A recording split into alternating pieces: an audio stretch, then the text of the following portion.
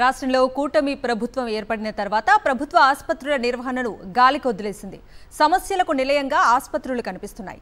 వైద్య పరీక్షలు చేయించుకున్న వెంటనే రిపోర్టులు ఇవ్వటంలో తీవ్ర ఆలస్యం జరుగుతోంది. సరిపడా సిబ్బంది లేకపోవడంతో రోగులకు ప్రయాస తప్పటం లేదు. రిపోర్టుల కోసం గంటల తరబడి వేచి ఉండటం రోగుల కుటుంబ సభ్యుల వంతు అవుతోంది. కేజీహెచ్లో పరిస్థితిపై మరింత సమాచారం మా ప్రతినిధి అనిల్ అందిస్తారు. రాష్ట్రంలో కొత్త ప్రభుత్వం కొలువుదీరిన తర్వాత ప్రభుత్వ ఆసుపత్రుల్లో అందేటువంటి పేదవాడి వైద్యంపై నీలి నీడలు కమ్ముకున్నాయి.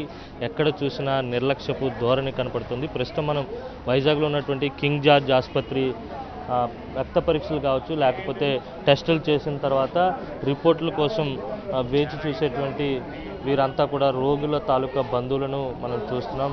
ఇప్పుడు రిపోర్టుల కోసం గంటల తరబడి వేచి చూస్తున్నటువంటి పరిస్థితి స్పష్టంగా కనపడుతోంది.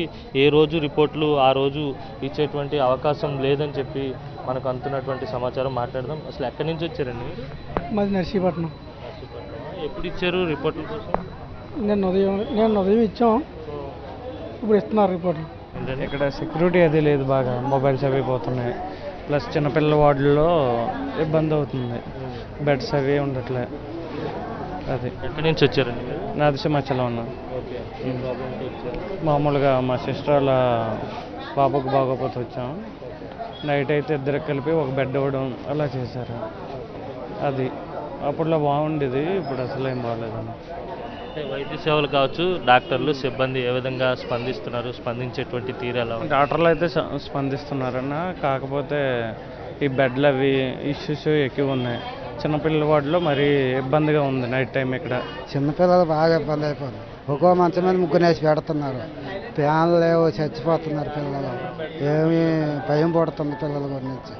అది చూడొచ్చు, ఇక్కడ ఎవరిని పలకరించినా కానీ వైద్య సేవల్లో కనిపించేటువంటి నిర్లక్ష్యాన్ని, ఇక్కడ ఉండేటువంటి పరిస్థితుల్ని వివరిస్తున్నటువంటి పరిస్థితి. చిన్నపిల్లల వార్డులో ఒక బెడ్పై ఇద్దరు పిల్లల్ని వేసి వైద్యం అందించేటువంటి పరిస్థితులు ఉన్నాయి. ఖచ్చితంగా దీనిపై దృష్టి సాధించాలని, అలాగే భద్రతా లోపం కూడా స్పష్టంగా కనపడుతుందని వీరంతా చెప్తున్నటువంటి పరిస్థితి. కొత్త ప్రభుత్వం కొలువుదీరిన తర్వాత ఆసుపత్రుల్లో ఉండేటువంటి పరిస్థితులపై అత్యంత నిర్లక్ష్యంగా వ్యవహరిస్తుందనడానికి వీరు చెప్తున్నటువంటి మాటలే ఉదాహరణ. వీడియో జర్నలిస్ట్ శంకర్తో కలిసి అనిల్, సాక్షి టీవీ, కింగ్ జార్జ్ ఆసుపత్రి, విశాఖపట్నం నుంచి.